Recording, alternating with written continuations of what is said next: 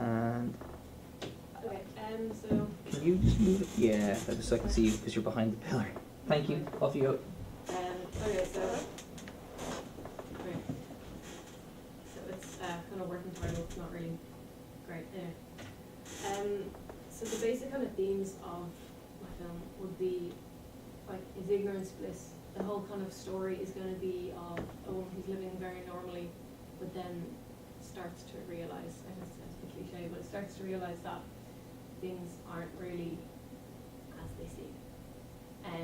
But is it easier for her to not know about them, or is it better for her to know and maybe not be as happy about it? So the idea of being unaware keeps you kind of distanced from things that you might not be happy with.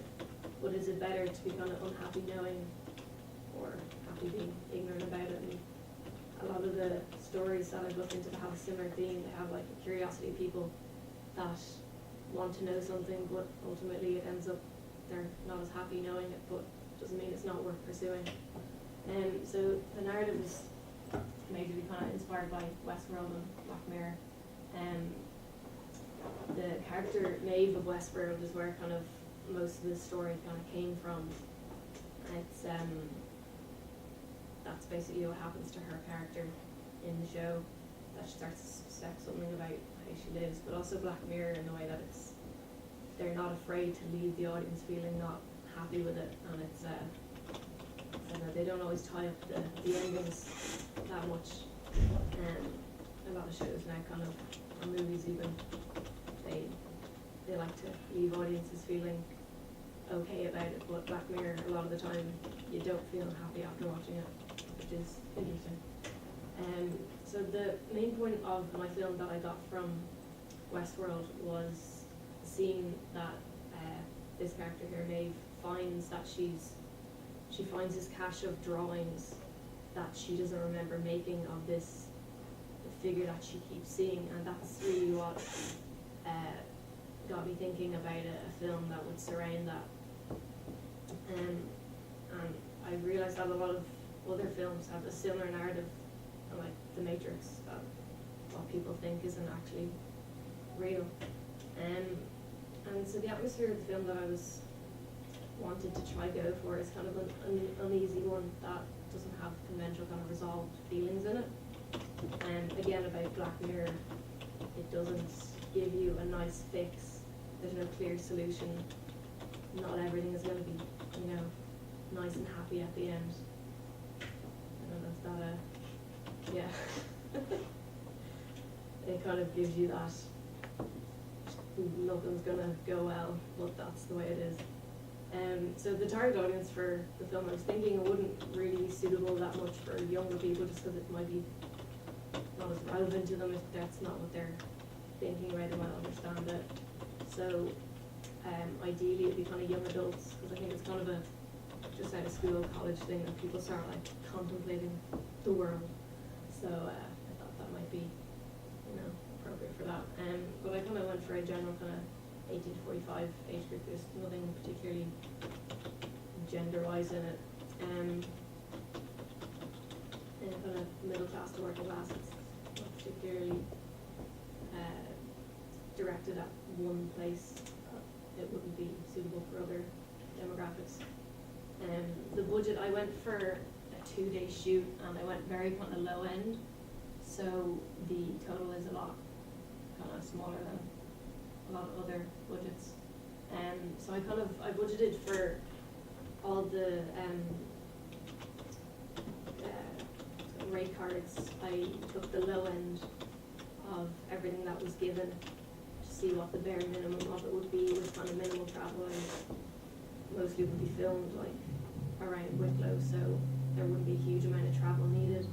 I have a breakdown of pre-production, so for insurance it was kind of hard to find anything on insurance. I found an article in the bibliography that kind of gave a rough estimate of somewhere between 400 and 600 for general insurance. It didn't say if it covered public liability or what it covered, and then there's equipment insurance as well, which is again hard to find depending on where you hire the equipment. It might come with insurance or not. Then I budgeted not a lot for a scriptwriter, but again, it was the kind of low end of the rates that I found.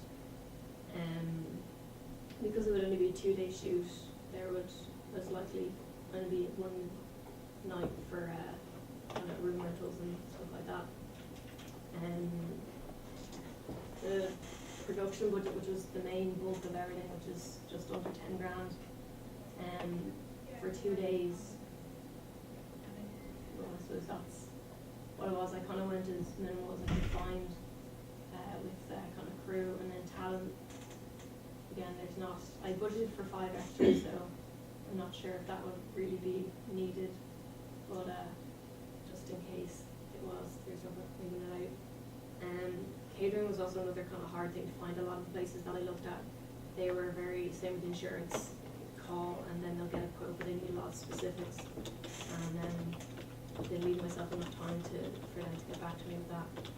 Accommodation, I ended up doing a quick search on like B&Bs, and there's also Airbnb to see what kind of the rates per night would be for that kind of thing.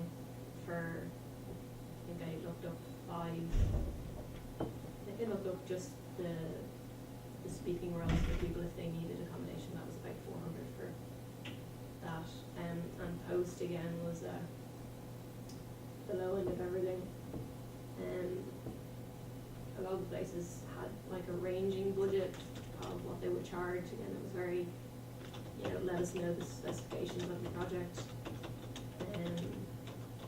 But the distribution was the one that I looked into most. First of all, there's entry fees for festivals, some of them kind of ranging from a few hundred. But then this website that I found called Distributor, which was quite interesting. It's kind of like a management company, and they you pay them a kind of a fee to circulate your short film or your TV show to different markets that otherwise might be kind of hard to get into yourself. The main one is that they get your product, I suppose, on a placement on Netflix watch list. It doesn't necessarily mean that Netflix will pick it up. And then the whole thing with Netflix is that there is no information on how much they give you for licensing fees. It's very kind of negotiated, and from what I've heard, it's not lucrative at all. And then they also get you onto Amazon, which seems like slightly more information, but then again, it's still not a lot. It has the fees, it's about 1,000 per short film. Then the ones that I looked into mainly was iTunes. Seems like you might be more likely to recoup some of your costs. They give you a 70-30 from your purchase, from the sales. So depending on how much you decided to put it up for, you could get a bit more back.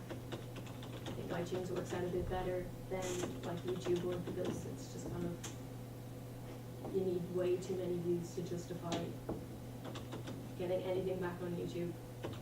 And then Hulu again, get 50% of the ad revenue. And I think that was about it. I think for YouTube, I think like Aaron said, you need to get something, you need to get in the millions to get any sort of money back. And even then, I don't think some of the estimates are right. Yeah, okay, that's it, thank you. Thank you very much.